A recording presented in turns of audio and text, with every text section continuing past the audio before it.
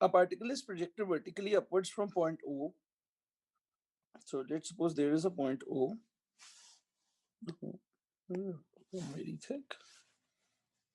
Okay जी, ये point O है। यहां से हम एक ऑब्जेक्ट है जी, इस ऑब्जेक्ट का नाम हम रखेंगे A।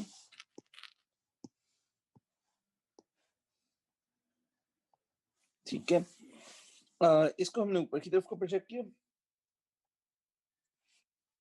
किस स्पीड से? 12.5 मीटर्स पर सेकंड से। अच्छा, और at the same instant another particle is released from rest at another point which is 10 meters apart above O। yeah, ये देखो जी, so ये पार्टिकल लेट्स सपोज B है, इसने नीचे को गिरना है और इसकी इनिशियल वेलोसिटी 0 लेना चाहते हो आप। ठीक है, find the height above O at which particles meet. तो पहली बात तो कॉमन सेंस की बात है कि मिडवे में तो करेगी नहीं। ठीक है, अच्छा दूसरी बात ये कि ये जो डिस्टेंस है इन दोनों का आपस का, that we know is 10 metres. तो ये बच्चे को पहली बेसिक डायग्राम जो समझ आनी चाहिए थी वो ये थी। अच्छा, अब कहीं पे मिडवे में ये मीट कर जाएंगे, मतलब एग्जैक्टली मिडवे नहीं होएगा, ठीक है, क्योंकि फिर तो 5 मार्क का क्वेश्चन ही ना बन सकता। And somewhere let's suppose we say arbitrarily here, let's suppose this is where they meet. ठीक है, तो अब ये ए का स्टार्टिंग पॉइंट हो गया और ये ए का एंडिंग पॉइंट हो गया। स्टार्ट से एंड की तरफ को एरो लगाते हैं तो हमें क्या मिलती है? Displacement of A. बी के लिए बेटे ये स्टार्टिंग पॉइंट हो गया जर्नी का और बी के लिए ये एंडिंग पॉइंट हो गया जर्नी का। स्टार्ट से एंड की तरफ को एरो लगाते हैं तो हमें क्या मिलती है? Displacement of B.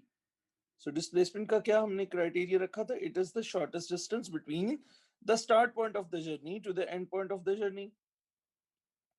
तो वो हमें पता चल गया कि वो स्टार्ट से एंड तक हमारे पास ये आगे डिस्टेंसेस।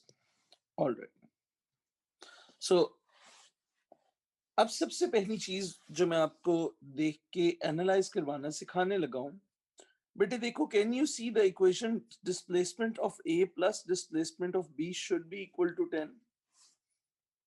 ठीक है, क्योंकि ये देखो यहां से ये वाला डिस्टेंस और ये वाला डिस्टेंस, इन दोनों को ऐड अप करें तो ये इसके 10 के इक्वल बनने चाहिए।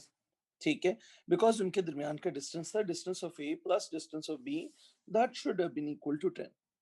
तो ये पहली एक चीज है जिसको हम बना के इसको साइड पे रख देंगे, इसको भी हम लेटर ऑन यूज करेंगे। ठीक है, अच्छा अब हम बात करते हैं ए और बी के ऊपर अलग अलग। सो अब ए के लिए हमें क्या पता है? अब ए और बी की ना हम डिस्प्लेसमेंट की इक्वेशंस चाहते हैं कि हमें ए और बी की डिस्प्लेसमेंट की इक्वेशंस मिल जाए। ठीक है, तो let's see how to get that. Alright, A की इनिशियल वेलोसिटी है 12.5, एक्सेलरेशन है -10। -10 सबको पता है क्यों है? क्योंकि बॉडी फ्री फॉल में है। ठीक है, और बॉडी स्लो डाउन होने लगी है इनिशियल वेलोसिटी पे खड़े होकर, देखा हमने। डिस्प्लेसमेंट हम निकालना चाहते हैं और टाइम भी हमें नहीं पता, सो हम लगाते हैं डिस्प्लेसमेंट की एक ही इक्वेशन पड़ी हुई है हमने, u t plus half a t square. So displacement of A is equals to 12.5 t plus half into -10 t square. तो डिस्प्लेसमेंट ऑफ ए की सिंप्लीफाइड इक्वेशन मेरे पास आ जाती है 12.5 टी -5 टी स्क्वायर। ठीक है, इसको यहीं छोड़ देते हैं। अब पार्टिकल बी पे चलते हैं। बी की इनिशियल वेलोसिटी 0 है, उसकी एक्सेलरेशन +10 है क्योंकि बॉडी फ्री फॉल में है और बॉडी स्पीड अप करने लगी है, और उसकी डिस्प्लेसमेंट जो है बेटे वो डिस्प्लेसमेंट एट बी है। तो आप फिर से s is equal to u t plus half a t square लगाते हैं। ठीक है, और आप कहते हैं displacement of B is equals to 0 t plus half into positive 10 into t squared. So displacement of B is equals to 5t squared. ठीक है, अब हमें अपनी ऊपर वाली इक्वेशन याद आती है जो हम बना के छोड़ के आए थे. Displacement of A plus displacement of B should be equal to 10. So let's just copy it down here and put these values इस equation. Ji displacement of A कितनी है? 12.5t minus 5t square plus displacement of B कितनी है? 5t square is equals to 10. ये तो solve हो गई. 12.5t is equals to 10 और यहां से टाइम की वैल्यू आ गई 0.8 सेकेंड्स. अब हमारा मसला क्या है कि हमें तो टाइम चाहिए ही नहीं है. हमें क्या चाहिए हम देखते हैं. हमें चाहिए height above, find the height above O at which the particles meet. मतलब आपको ये वाली हाइट चाहिए. This is the height you're looking for. ठीक है, जिसको मैंने ऑरेंज किया. तो we can see कि this is exactly equal to the displacement of A as well. ठीक है, तो हम कहेंगे जो हाइट है is equal to displacement of A. तो displacement of A की इक्वेशन थी 12.5t minus 5t square और इसमें टाइम की वैल्यू पुट कर दें into 0.8 minus 5 into 0.8 का whole square 6.8. Thank you. An object is released from rest at a height of 125 meter above horizontal ground and it falls freely under the gravity, hitting a moving target P. The target P is moving on the ground on a straight line with constant acceleration 0.8 meters per second square. Okay. और दो तीन बातें हुई हैं यहाँ पे, मैं जरा उनको पहले पॉइंट कर लूं. फॉल्स फ्रीली अंडर ग्रेविटी, ये क्या बात हुई? किसको बोलते हैं? फ्री फॉल को बोलते हैं. अच्छा, और दूसरे पार्टिकल के बारे में क्या बात हुई? Constant acceleration. कांस्टेंट एक्सेलरेशन, ठीक है. अच्छा, दूसरे पार्टिकल के बारे में ये हुई. Alright, at the instant the object is released, P passes through the point O with a speed 5 meters per second. Okay, find the distance from O to the point where P is hit by the object. जी, इस सारी हरकत का किसी के ज़हन में कोई map बना है? इस सारी हरकत का किसी के ज़हन में कोई मैप है कि क्या हो रहा है? सो बेसिकली एक्सपेरिमेंट पता है क्या है? जरा मैं आपको एक चाइल्डहुड एक्सपेरिमेंट बताता हूँ जो आप सारे लोगों ने तकरीबन किया हुआ. अगर आपने नहीं किया हुआ तो मतलब I don't think you enjoyed your childhood very much. Do you remember throwing water balloons on people like who were just passing by? Well I did that, don't जज मी. ठीक है, तो होता ये है कि एक इनोसेंट इंसान दूर से चलता हुआ जा रहा है कहीं से. ठीक है, so for example this is particle P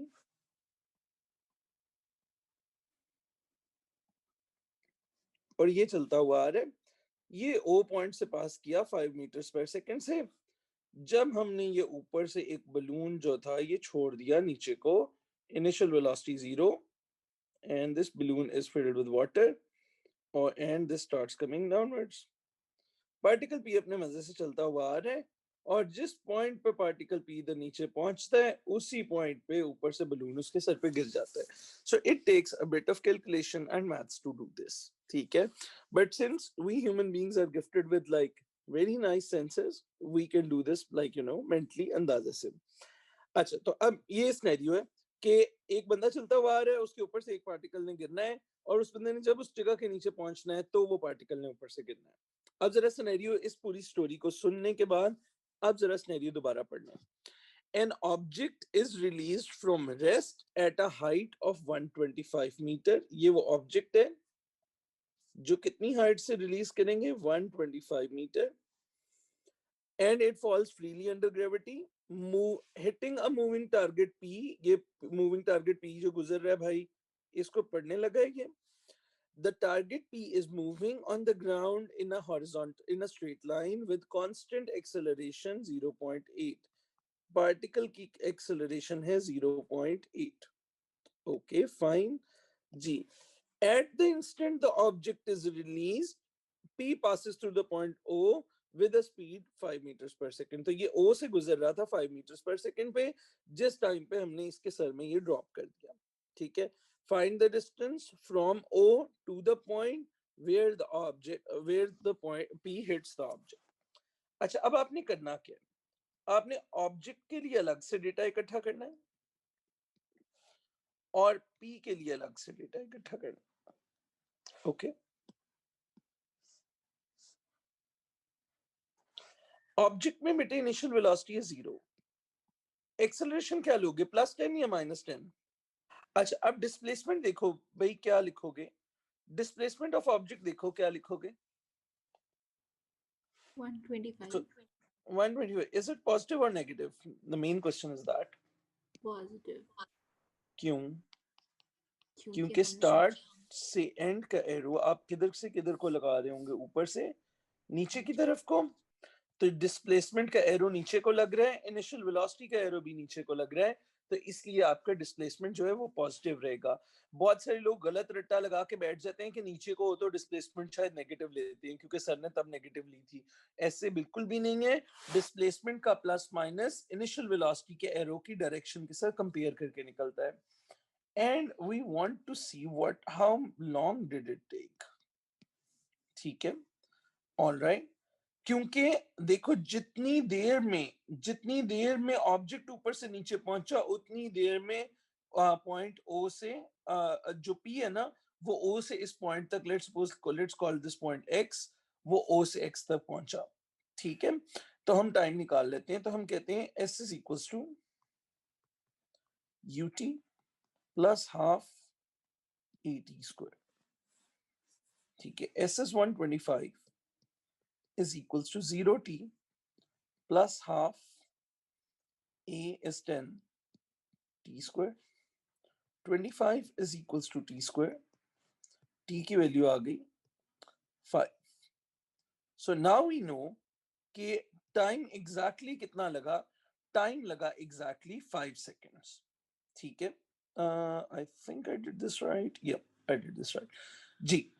सो अब हमें पता है कि पार्टिकल को ऊपर से इधर तक नीचे तक गिरने में 5 सेकेंड्स लगे, तो हम कहेंगे यही सेम टाइम लगा होगा.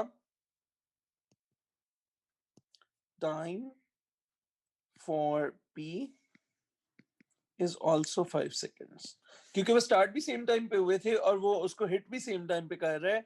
तो जितनी देर में पार्टिकल ऊपर से नीचे आया, उतनी देर में P O से पहुंच के इस एक्सपोजिशन पे पहुंचा. P की इनिशियल वेलोसिटी थी 5 और P की एक्सेलरेशन थी 0.8. Now we want to see कि O से X तक का डिस्टेंस कितना है.